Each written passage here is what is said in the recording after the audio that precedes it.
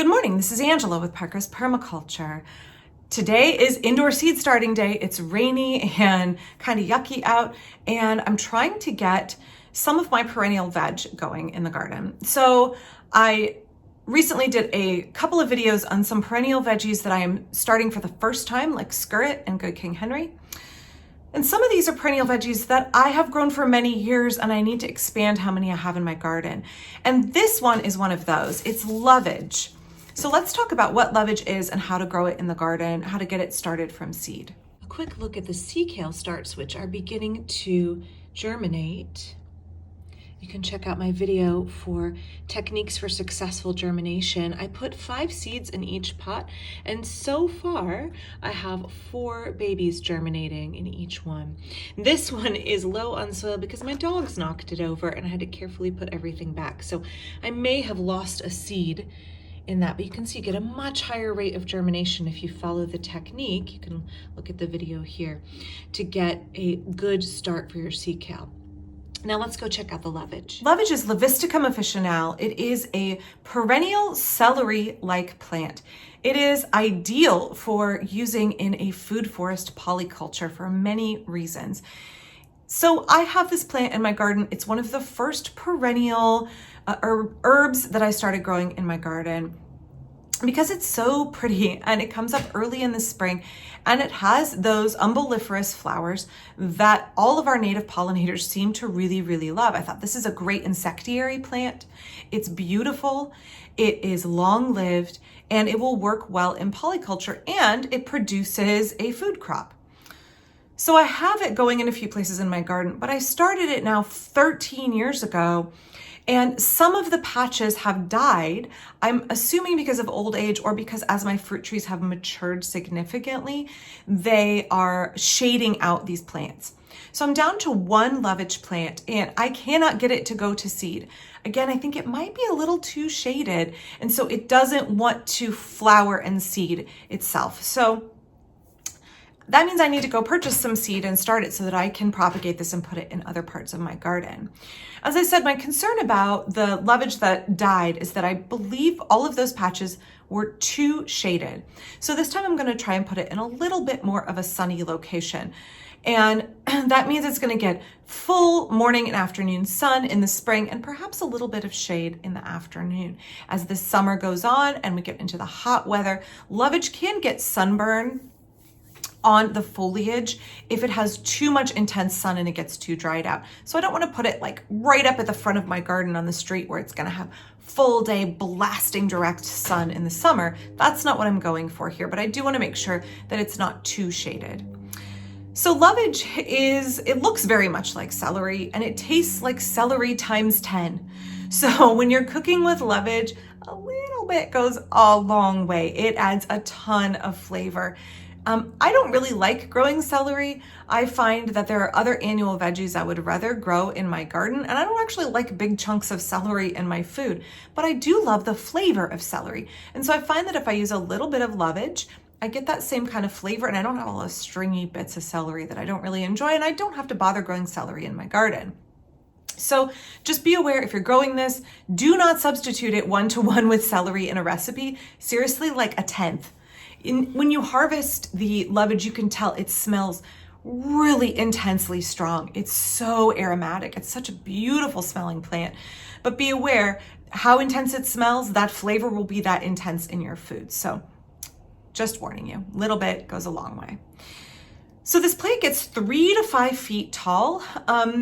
It probably is about 3 feet tall just with the foliage, and then the spire with the flowers shoots up from the top even more. So if you're growing it under your fruit trees, be aware that it is taller. When I made my video about Good King Henry, it gets like maybe 2 feet tall. Think about how you're staggering your plants. You don't want your taller lovage blocking your shorter plants and diminishing your visual interest in the garden. But you also don't want to grow your lovage so far back and under your fruit trees that it's going to get tangled up if you have more dwarf fruit trees. So be aware of the height at maturity when you are putting this plant out. It does like well-drained, fertile soil. It does great in, I think it goes down to zone 4. Let me just double check and I'll post a little image here. But I think it's 4 through 9. It will do quite well. Again, Those zones 8 and 9, you want to make sure it doesn't have intense afternoon all day sun in the summer, or it will get sunburned. So it's an herbaceous perennial. It comes up early in the spring. You get that yield of those delicious aromatic stalks and leaves. I tend to just cook with the stalk, not so much with the leaf, that are really flavorful at a nice punch at that time of year when you're still making a lot of soups and stews. It then will continue to look really lush and nice in your garden, throwing up those white umbelliferous flowers later in the summer that just really bring in all of those beneficial insect pollinators that we all really love trying to promote habitat for in our garden. So I found like honeybees, not so much, but those small wasps, hoverflies, and some of the native bees and butterflies really like the flowers of lovage. So then you find that in the fall, it starts to get kind of yellow and a little sad looking. And then because it's an herbaceous perennial, it dies back to the ground all of the way. It will live for many, many years. As I said, my one remaining plant is now 13 years old. So it is a long-lived perennial in the garden.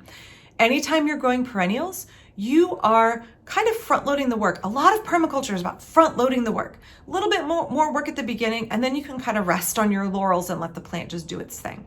So I want to create a optimal growing condition in my garden for this plant. I want to think carefully about where I'm going to put it because it's going to be there for the next decade. And I'm going to take the time to either get a division from somebody or to start it from seed. And then I'm just going to let it do its thing in the garden. Perennials tend to be perennial edibles tend to be fairly low maintenance. And so you're finding you're able to just go out and harvest without having to do seed starting every spring. For me, perennial vegetables, I don't understand why they are so infrequently utilized in American gardens, aside from asparagus, which like most American gardeners grow. Because there's so much potential there for increased amount of nutrition and flavor in your diet, and also a decrease in workload. Permaculture principle, obtain a yield. If you can obtain a yield without having to have an output of as much energy, you're effectively increasing your yield, right? So for me, perennial veggies, I'm always willing to try them. There's a few I don't really enjoy, but for me, lovage is a great substitute for celery. I don't love big chunks of celery in my food. That means I don't mind using a small quantity of lovage to get that nice aromatic flavor. And then I don't have to bother starting celery from seed or finding some of the precious space in my quarter-acre garden in my annual veggie plots, in my annual veggie beds. I don't have to dedicate any of that space to celery. I can just grow lovage instead. So let me flip the camera around here and I'll show you how I'm going to plant it and what the seeds are. Okie dokie. Here's the lovage. So this is from Fedco Seeds, but lots of folks carry lovage. Nobody in my area consistently carries lovage starts. I have tried in vain all last summer to find lovage starts.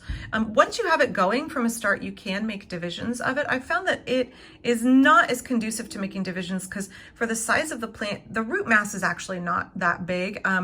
Taking a division of something like Good King Henry or sea kale is a little bit easier than taking a division of lovage, but you can propagate it that way.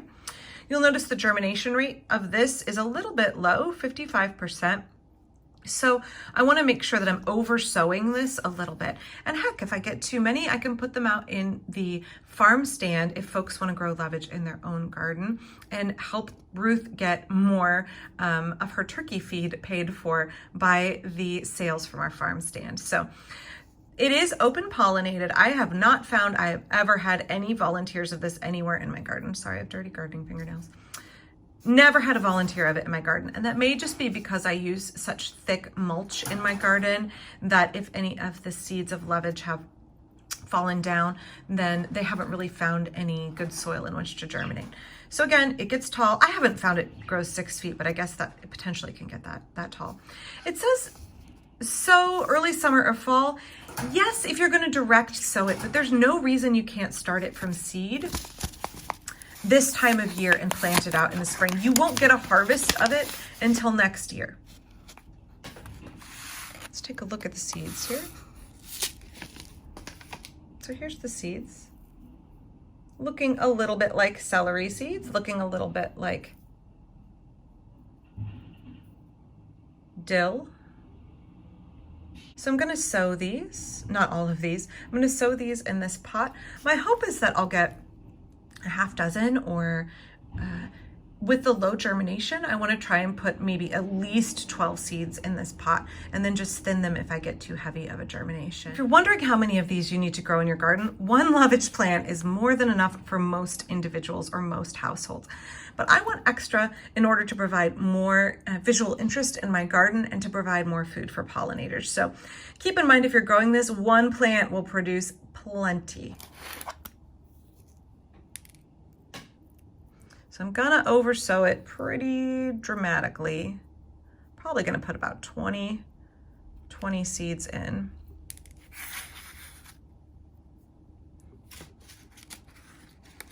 And I'm gonna do much like I do with carrots or dill. I am going to cover this with a plastic bag because it needs to stay moist until the seeds germinate. And so I'll just use I save all our bags from tortillas and things like that, and I'll cover these. Obviously, I don't love using plastic, and my kids really love store-bought tortillas more than my own homemade, which makes me really sad, but I do have an abundance of tortilla bags. So I'll be covering this and putting it in a sunny window until it germinates, and I'll be giving you an update, not only when the lovage germinates, but also when I get it established in the garden. So next spring, I will definitely be doing a video on the new lovage plants when it's time to harvest them. Again, if you're starting them this year, please don't harvest them this spring. Let them, and any perennial veggie you're growing, you really don't want to harvest it the first year. You want to let it get a good, strong root system, and you want to let it get lots of foliage to feed a good, strong root system. And in that way, you are giving the plant the best possible start so it will live for many years. So let's not weaken our plants that are our perennial veg by harvesting them the first year. Patience is important with perennial veggies. Thank you for watching today. I hope you will consider growing more perennial veggies in your garden. Whether you have a permaculture food forest or you have more of a traditional veggie garden, save space for those perennials because they will save you labor as the years go on.